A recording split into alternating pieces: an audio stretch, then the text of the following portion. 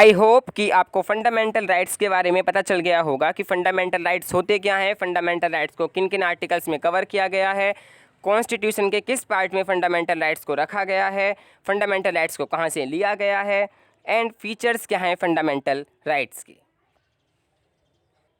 ये सब हम डिस्कस कर चुके हैं इस वीडियो लेक्चर के पार्ट 1 में। अगर आपने अभी तक इस वीडियो लेक्चर का पार्ट 1 नहीं देखा है तो आप इस वीडियो के नीचे डिस्क्रिप्शन में जाकर देख सकते हैं। उस वीडियो लेक्चर का लिंक मैंने नीचे डिस्क्रिप्शन में दिया है, जिस पर आप सीधा क्लिक कर हमारे इस वीडियो लेक्चर के पार्ट 1 को आसानी से देख पाएंगे और साथ ही फंडामेंटल राइट्स को अच्छे से समझ पाएंगे। So hello and welcome back. आपका फिर से स्वागत है हमारे यूट्यूब चैनल पढ़ाई विद गुरु चेला में। आज हम चर्चा करने वाले हैं डेफिनेशन क्या है स्टेट की, जो कि आर्टिकल 12 एंड 13 ये मेन आर्टिकल्स आज हम देखेंगे इस वीडियो लेक्चर में। साथ ही चर्चा करेंगे कि राइट टू इक्वलिटी में कौन कौन से आर्टिकल हैं और क्या आर्टिकल क्या कहता है। मैं आपसे आज कुछ पूछना चाहूँगा कि फंडामेंटल राइट्स कितनी हैं, इनको किन किन आर्टिकल्स में कवर किया गया है और कॉन्स्टिट्यूशन के किस पार्ट में इनको रखा गया है। प्लीज़ आप कमेंट सेक्शन में जाकर इस क्वेश्चन का रिप्लाई ज़रूर करें, जिससे कि पिछला जो हमने पढ़ा है उसका भी रिवीजन साथ साथ होता रहे।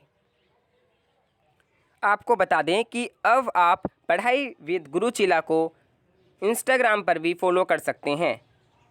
जैसे कि आपको आईडी अपनी स्क्रीन पर दिखाई दे रही होगी कि पढ़ाई_विद_गुरु_चेला, ये है हमारी इंस्टाग्राम आईडी। आप इस पर जाकर हमें फॉलो कर सकते हैं और अपने सजेशंस दे सकते हैं और स्टडी से रिलेटेड आप हमें क्वेश्चंस भी पूछ सकते हैं। मैं आपसे कहना चाहूँगा, अगर आपको आज का वीडियो लेक्चर भी पसंद आए तो प्लीज़ लाइक कीजिएगा। अगर पसंद नहीं आए तो आप डिसलाइक भी कर सकते हैं। और हाँ, फंडामेंटल राइट्स की बात हो रही है तो आप इस वीडियो लेक्चर को ज़रूर शेयर कीजिएगा दूसरों से भी, जिससे वो भी जान पाएँ अपने फंडामेंटल राइट्स के बारे में। जैसा कि हमने कल की वीडियो लेक्चर में देखा कि अगर हमारे फंडामेंटल राइट्स का कोई हनन कर रहा है तो हम सीधे कोर्ट जा सकते हैं अपने फंडामेंटल राइट्स के लिए, अपने मौलिक अधिकारों के लिए। और हमने देखा कि आर्टिकल्स जो फंडामेंटल राइट्स हैं वो आर्टिकल कवर करते हैं 12 to 35। इसको आप आसानी से याद रख सकते हैं। जैसे 12 3 36 होते हैं, 36 में से आप -1 कर देखें तो 35 आता है। तो 12 to 35 इस तरीके से भी आप याद रख सकते हैं कि कौन कौन से आर्टिकल कवर करता है फंडामेंटल राइट्स। आइए बात करते हैं आर्टिकल 12 की, यानी कि डेफिनेशन ऑफ स्टेट की। The term state has been used in different provisions concerning the fundamental rights. जो स्टेट जो टर्म है उसको यूज़ किया गया है डिफरेंट प्रोविजंस में, फंडामेंटल राइट्स में। ठीक है। Hence article 12 has defined the term for the purpose of part 3। जो आर्टिकल 12 है वो डिफाइन करता है पार्ट 3 के पर्पस को। ठीक है। अकॉर्डिंग टू इट, इसके अनुसार the state include the following. जो स्टेट है उसके अंदर क्या क्या इंक्लूड होता है ये बताया गया है आर्टिकल 12 में। सबसे पहले बात करें अगर सेंटर की, तो इसमें आता है फर्स्ट पॉइंट कि government and parliament of India. जो गवर्नमेंट है और जो पार्लियामेंट है भारत की, that is executive and legislative organs of the union government. वहीं अगर सेकंड पॉइंट की बात करें तो वो है स्टेट के बेसिस पर, यानी कि government and legislature of state, that is executive and legislative organs of state government. अगर हम तीसरी बात करें तो वो आती है लोकल अथॉरिटीज़ पर, that is municipalities, panchayat, district boards, improvement trust etcetera. और अगर हम अदर अथॉरिटीज़ की बात करें जैसे कि स्टैचुरी और non statutory authorities like LIC, ONGC, SAIL etcetera. Statutory body वो होती हैं जिनको पार्लियामेंट में लॉ को पास कर बनाया जाता है, और नॉन स्टैचुरी बॉडीज़ वो होती हैं जिनको पार्लियामेंट में बिना लॉ पास किए ही बना दिया जाता है।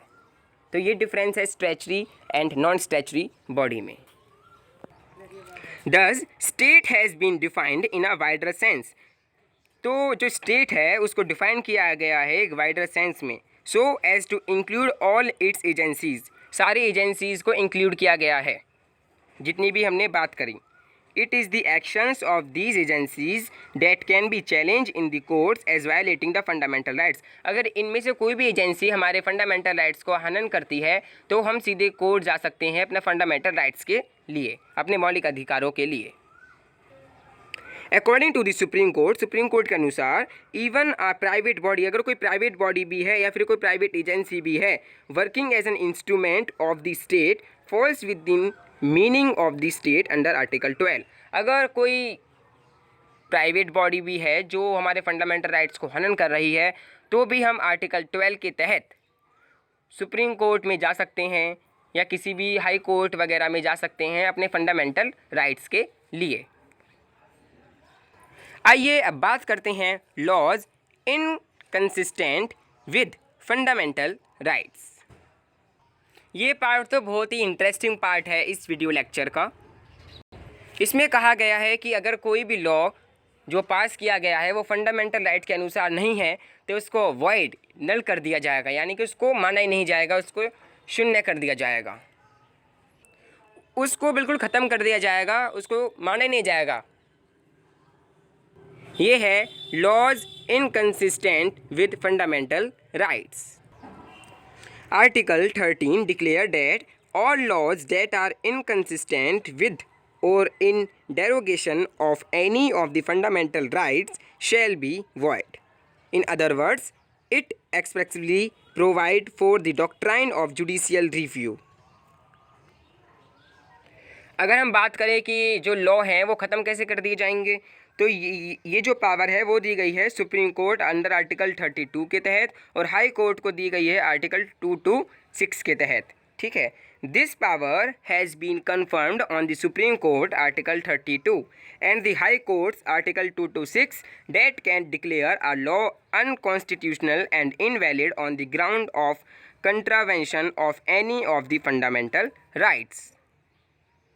आपको इस बात की क्लियरिटी रखनी है कि पावर जो है सुप्रीम कोर्ट को दी गई है आर्टिकल 32 के तहत और हाई कोर्ट्स को पावर दी गई है आर्टिकल 226 के तहत.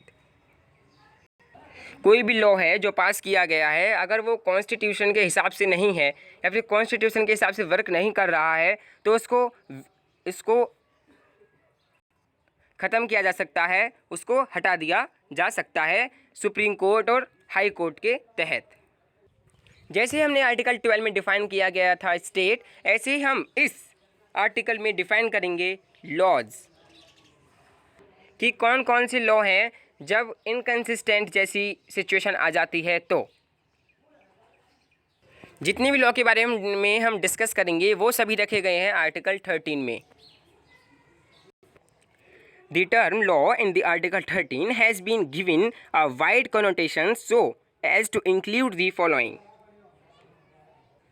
सबसे पहले बात करते हैं permanent laws enacted by the parliament और the state legislature. Permanent law अगर इनेक्ट किए गए हैं पार्लियामेंट के थ्रू या फिर स्टेट लेजिस्लेचर के थ्रू.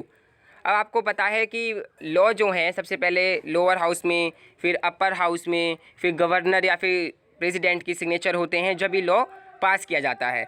अगर वो लॉ कॉन्स्टिट्यूशन के हिसाब से नहीं है तो उसको ख़त्म किया जा सकता है, उसको डिलीट किया जा सकता है. इस तरीके के लॉ को नल एंड वॉइड कर दिया जाएगा.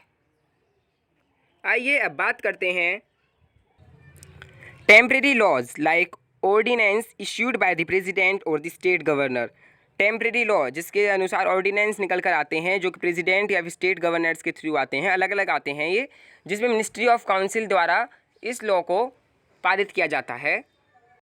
तो इस तरीके के लॉ अगर कॉन्स्टिट्यूशन के हिसाब से नहीं हैं, अगर कॉन्स्टिट्यूशन के हिसाब से वर्क नहीं कर पा रहे हैं तो इसको नल एंड वॉइड किया जा सकता है. आइए अब बात करते हैं स्टैच्यूटरी इंस्ट्रूमेंट की. स्टैच्यूटरी इंस्ट्रूमेंट मतलब जैसे कि एग्जीक्यूटिव एक्शंस होते हैं, जैसे कि statutory instrument in the nature of delegated legislature. Executive legislation like जैसे ऑर्डर हो गया, कोई बाय लॉ हो गया, या फिर रूल हो गया, या रेगुलेशन हो गया, या नोटिफिकेशन हो गया। जैसे अभी हम फिलहाल में बात करें कि जैसे नोटिफिकेशन आया था कि किसी भी एनिमल का वध नहीं किया जा सकता है, अगर कोई ऐसा करता है तो उसके खिलाफ कानूनी कार्रवाई की जा सकती है, ठीक है। तो ये नोटिफिकेशन आया था। और जैसे कि हाईवे पर 500 मीटर की दूरी पर कोई भी शराब नहीं पिएगा या फिर शराब के ठेके ही नहीं होंगे, तो ये भी एक तरीके की नोटिफिकेशन आया था। अगर इस तरीके की लॉ भी कॉन्स्टिट्यूशन के हिसाब से नहीं है तो उनको भी वॉइड किया जा सकता है, उसको भी ख़त्म किया जा सकता है। आइए बात करते हैं non legislative sources of law, that is custom और usages having the force of law. अगर किसी भी सोसाइटी में कोई ऐसे नॉन लेजिस्लेटिव सोर्सेज जैसे लॉ बनाए जाते हैं या कोई कस्टम बनाया जाता है, तो अगर वो कॉन्स्टिट्यूशन के हिसाब से नहीं है और वो फंडामेंटल राइट्स का हनन कर रहा है, वायलेट हो रहा है हमारा फंडामेंटल राइट्स, तो वो ऐसे लॉज को भी हम नल एंड वॉइड कर सकते हैं, उसको ख़त्म कर सकते हैं। हम बात कर सकते हैं ट्रिपल तलाक की। वैसे तो ट्रिपल तलाक अब है नहीं, लेकिन अब जो जैसे पहले था ट्रिपल तलाक, तो वो जो है वो वीमेंस का हनन कर रहा था, वीमेंस के फंडामेंटल राइट्स को वायलेट कर रहा था। तो ऐसे कस्टम्स भी नहीं बनाए जाने चाहिए, ऐसे लॉ भी नहीं बनाए जाने चाहिए जो किसी का हनन करे। तो ऐसे लॉज को भी हम वॉइड या फिर ख़त्म कर सकते हैं। जितने भी लॉ हमने डिस्कस किए, ये सभी लॉ कॉन्स्टिट्यूशन में लिखे गए हैं और यह भी लिखा गया है कि इन लॉज के आने पर फंडामेंटल राइट्स का हनन बिल्कुल नहीं होना है। अगर ऐसे लॉ बनाए जाने चाहिए तो फंडामेंटल राइट्स का भी ध्यान रखा जाना चाहिए कि किसी के फंडामेंटल राइट्स तो वायलेट नहीं हो रहे हैं, हनन तो नहीं हो रहे हैं किसी के fundamental rights. Further, article 13 declares that a constitutional amendment is not a law. Article 13 के तहत जो भी कॉन्स्टिट्यूशन में अमेंडमेंट की जाएगी उसको लॉ नहीं माना जाएगा, and hence can not be challenged, और उसको चैलेंज नहीं किया जा सकता है सुप्रीम कोर्ट या हाई कोर्ट में। जैसे कि हम बात करते हैं केशव नंदन भारती केस की 1973, ये एक बहुत ही लैंडमार्क केस रहा है। That a constitutional amendment can be challenged on the ground, जिसमें कहा गया कि कॉन्स्टिट्यूशनल अमेंडमेंट को चैलेंज किया जा सकता है इसी ग्राउंड पर, that is violate a fundamental right. अगर वो कॉन्स्टिट्यूशन या फिर वो लॉ है वो फंडामेंटल राइट्स को वायलेट कर रहा है, तो in a form at the basic structure of the constitution and hence can be declared as void. So ये था आर्टिकल 12 एंड आर्टिकल 13। कल की वीडियो में हम चर्चा करेंगे right to equality, article 14 to article 18, जिसके अंदर है equality before law and equal protection of law. Article 14 prohibition of discrimination on grounds of religion, race, caste, sex और place of birth. Article 15 equality of opportunity in matters of public employment. Article 16 abolition of untouchability and prohibition of its practice. Article 17 and last abolition of titles except military and academic. Article 18। तो कल हम बात जो करेंगे वो रहेगा हमारा topic equality before law and equal protection of law. Article 14 पर हम कल चर्चा करने वाले हैं। सो आई होप कि आपको ये वीडियो लेक्चर अच्छा लगा होगा। आप इसको ज़्यादा से ज़्यादा शेयर कीजिए जिससे कि फंडामेंटल राइट्स के बारे में हर एक सिटीज़न को पता हो।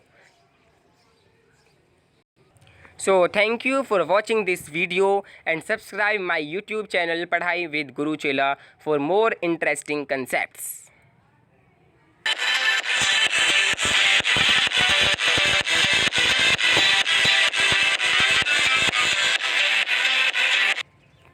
Stay safe, stay home, stay indoors.